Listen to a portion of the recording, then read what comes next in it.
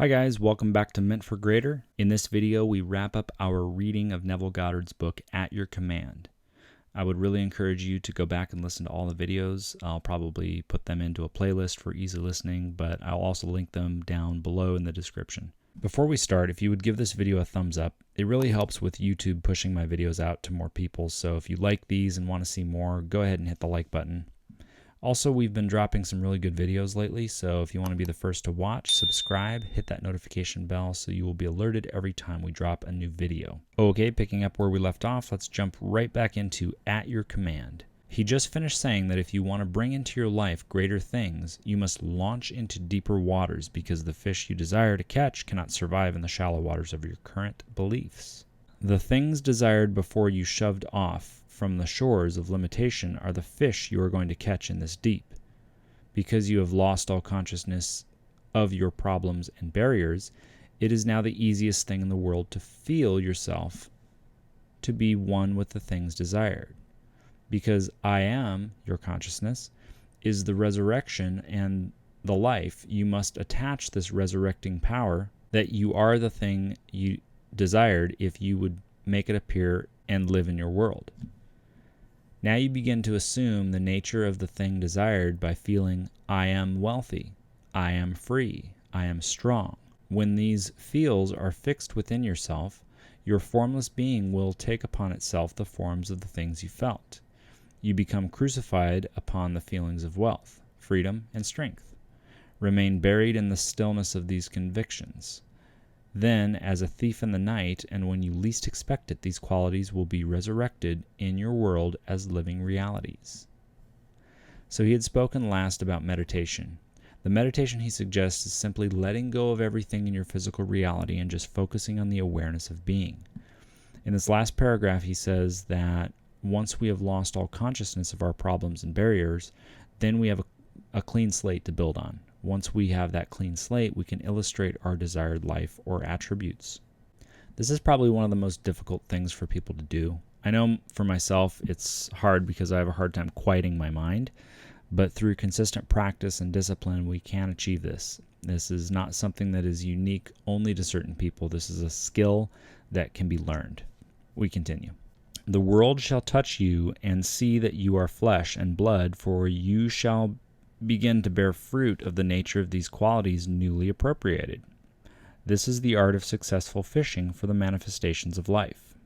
Successful realization of the thing desired is also told us in the story of Daniel in the lion's den.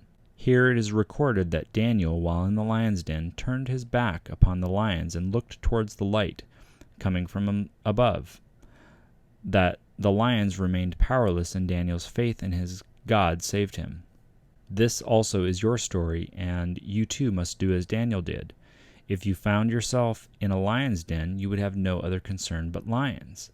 You would not be thinking of one thing in the world but your problem, which problem would be lions.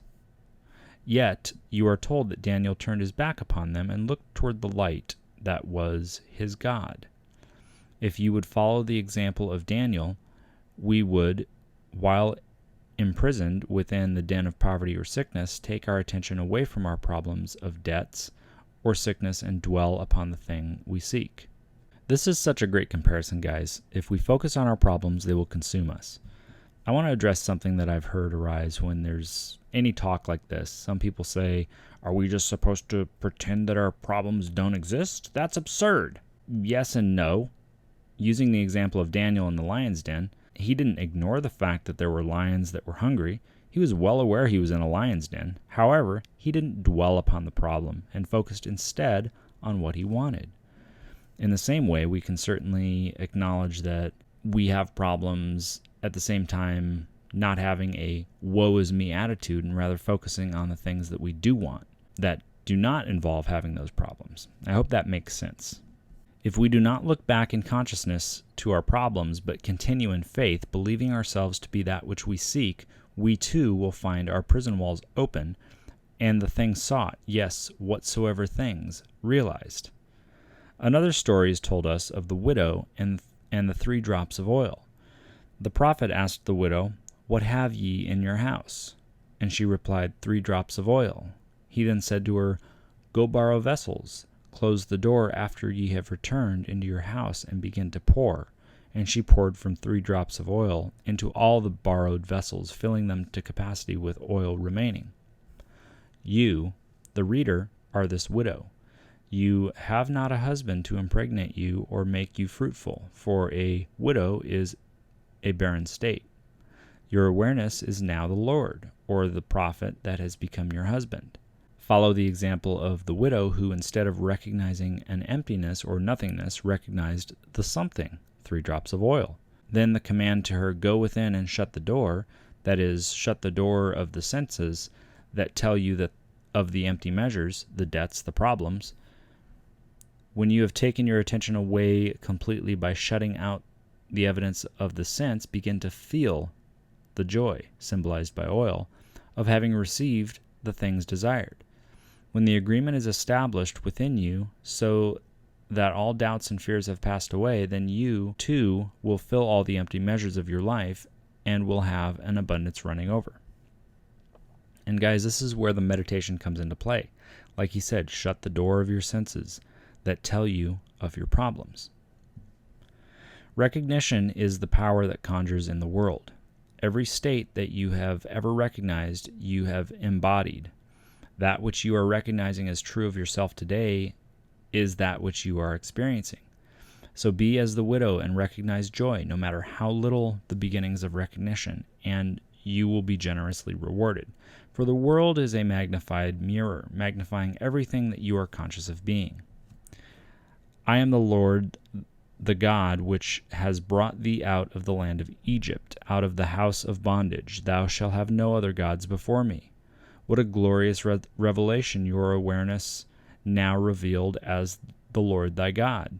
Come awake from your dream of being imprisoned. Realize that the earth is yours and the fullness thereof, the world and all that dwells therein. You have become so enmeshed in the belief that you are man that you have forgotten the glorious being that you are. Now with your memory restored, decree the unseen to appear, and it shall appear. For all things are compelled to respond to the voice of God, your awareness of being. The world is at your command.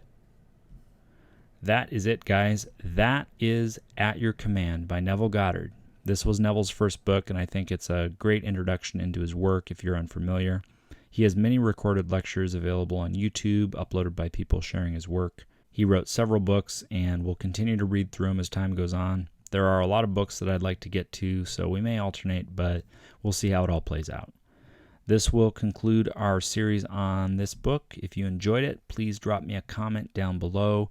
Go ahead and hit that like button and subscribe to the channel. Once you are subscribed, select that notification bell so you don't miss a video. Thank you guys so much for watching. I can't wait to see you on the next one.